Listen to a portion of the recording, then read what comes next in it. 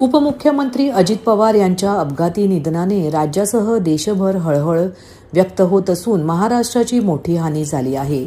त्यांच्या अकाली जाण्याने ठाण्यातील अजित पवार गट देखील पोरका झाला आहे. अजित पवार यांना मानणारा एक गट ठाणे शहरासह जिल्ह्यात सक्रिय असून यात प्रमोद हिंदुराव, नजीब मुल्ला, आनंद परांजपे आणि कॅप्टन आशिष दामले यांचा समावेश होतो. राष्ट्रवादीचे 2 गट झाल्यानंतर या तिघांनी जिल्ह्यात राष्ट्रवादी अजित पवार गटाला वाढवण्यासाठी विशेष प्रयत्न केले होते. ठाणे जिल्ह्यात शिवसेना शिंदे गट आणि भाजपने राजकीय वर्चस्व सिद्ध केले असताना अजित पवार यांच्या राष्ट्रवादीने देखील राजकीय पाळेमुळे या जिल्ह्यात चांगलीच रुजवली. साधारण 2014 नंतर अजित पवार यांनी ठाण्यात विशेष लक्ष देण्यास सुरुवात केल्यानंतर त्यांना मानणारा कार्यकर्त्यांचा नवीन गट तयार झाला. प्रमोद हिंदुराव हे अजित पवार यांचे अत्यंत खास जवळचे मानले जातात. त्यामुळे राष्ट्रवादी दुबंगल्यानंतर त्यांनी अजित पवारांना साथ दिली. नजीब मुल्ला आणि आनंद परांजपे यांनी केवळ साथ दिली नाही तर ठाण्यात राष्ट्रवादीच्या घड्याळाची टिकटिक कायम ठेवली. ठाण्यात राष्ट्रवादीचे भव्य कार्यालय सुरू केले. त्यावेळी अजित पवार स्वतः उद्घाटनाला आले होते. नजीब मुल्ला आणि परांजपे यांना महत्त्वाची पदे दिली. विधानसभा निवडणुकीआधी मुल्ला यांना मुंबऱ्यासाठी तब्बल 50 कोटींचा विशेष निधी दिला. मुल्ला यांना पराभव स्वीकारावा लागला तरी आता महापालिका निवडणुकीत त्यांनी 8 नगरसेवक निवडून आणले. अजित पवार यांचे ठाण्यावर विशेष लक्ष होते. आमदार जितेंद्र आव्हाड हे राष्ट्रवादी शरद पवार गटाचा किल्ला लढवत असल्याने त्यांनी नजीब मुल्ला यांना विशेष बळ दिले होते. येथील राजकारणावर त्यांची नजर होती म्हणूनच संधी मिळाली तेव्हा ठाण्यात अचानक येऊन ते पदाधिकारी आणि कार्यकर्त्यांमध्ये नवी ऊर्जा निर्माण करण्याचे काम करायचे. विधानसभा निवडणुकीपूर्वी एकदा सकाळी 7 वाजता पक्ष कार्यालय गाठून त्यांनी सर्वांची झोप उडवली होती. अजित पवार यांच्या निधनामुळे ठाण्यातील अजित पवार गट पोरका झाला आहे. बाबा, तुमची सोसायटीची कामं संपेपर्यंत ना चहा गार होईल. हो. हे श्रुती, हे बघ, हे TGSB सोसायटी ऍप आहे. एका क्लिकवर सोसायटीचं बिल, नोटीस, मीटिंग्स सगळं व्यवस्थित मॅनेज होतं. म्हणजे सोसायटीची सगळी कामं आता smartly. TGSB society app, smart सोसायटीसाठी स्मार्ट सोल्युशन. ठाणे महापालिका, Jito educational and medical trust आणि टाटा मेमोरियल रुग्णालय यांच्या संयुक्त विद्यमाने कर्करोग रुग्णालय उभारण्यात येत असून तसा त्यांच्यात करारही झाला होता. याच दरम्यान रुग्णालयाच्या आवारातच त्रिमंदिर उभारणीचा निर्णयही घेण्यात आला होता. 2.5 वर्षापूर्वी एकाच वेळी धर्मवीर आनंद दिघे कर्करोग रुग्णालय आणि त्रिमंदिर संकुलाचे भूमिपूजन राष्ट्रीय स्वयंसेवक संघाचे सरसंघ संचालक मोहन भागवत यांच्या हस्ते झाले होते. दरम्यान दोन्ही प्रकल्पांच्या कामासाठी कालावधी ठरवून देण्यात आलेला नव्हता, अशी माहिती पालिका प्रशासनाने दिली. यांचे वक्तव्य दोन्ही प्रकल्पांच्या कामासाठी कालावधी ठरवून देण्यात आलेला नसला तरी शहरातील कर्करोग रुग्णांची गरज ओळखून पहिले रुग्णालयाचे काम पूर्ण केले जाईल अशी अपेक्षा व्यक्त होत होती. परंतु नेमके उलट झाल्याचे चित्र दिसून येत आहे. शहरातील कर्करोग रुग्णांसाठी रुग्णालय गरजेचे असतानाही रुग्णालयाऐवजी मंदिराचे काम आधी पूर्ण करून प्राणप्रतिष्ठा कार्यक्रम 30 जानेवारी रोजी आयोजित करण्यात आला आहे. रुग्णालय इमारत उभारणीचं काम अद्यापही सुरूच असल्याचे दिसून येत आहे. यामुळे पालिका प्रशासन टीकेचे धनी ठरण्याची चिन्हे आहेत.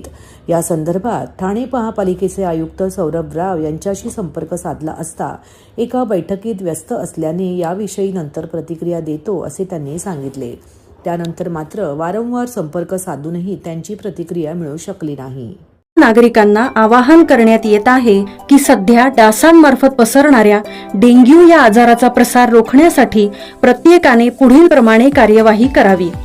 डेंग्यू आजार एडिस इजिप्ती हा डास चावल्याने होतो. या डासांची पैदास साचलेल्या किंवा साचवलेल्या स्वच्छ पाण्यामध्ये होते. 8 दिवसांपेक्षा जास्त दिवस पाणी उघडे व साचून राहिल्यास त्यात डास अंडी घालतात. अंड्यांच्या अळ्या तयार होऊन पुढे डास तयार होतात.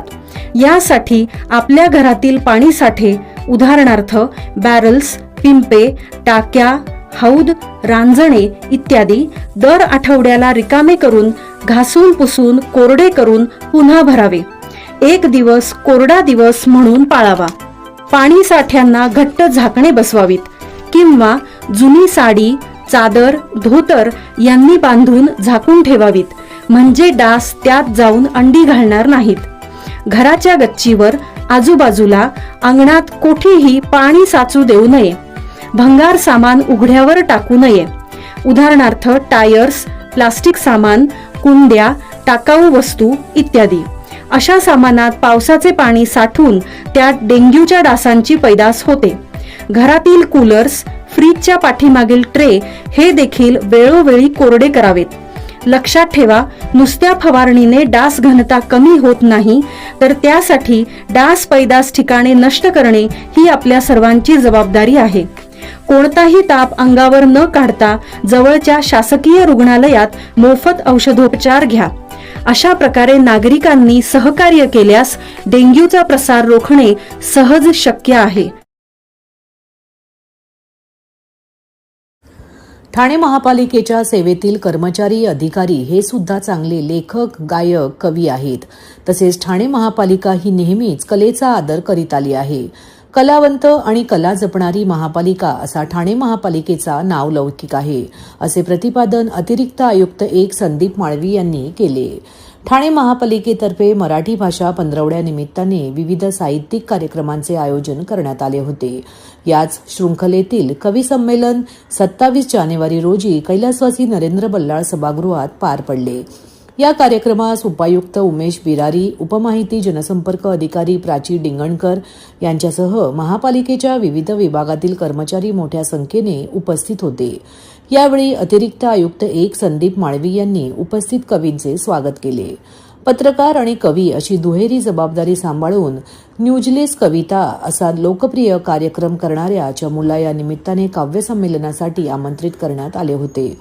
गझलकार सुनील तांबे, वृत्तनिवेदिका आणि कवयित्री यामिनी दळवी, पत्रकार कवी सुरेश ठमके, पंकज दळवी आणि प्रशांत डिंगणकर यांनी कवी संमेलनात एकापेक्षा एक भावविभोर कविता सादर करून उपस्थितांची मने जिंकली.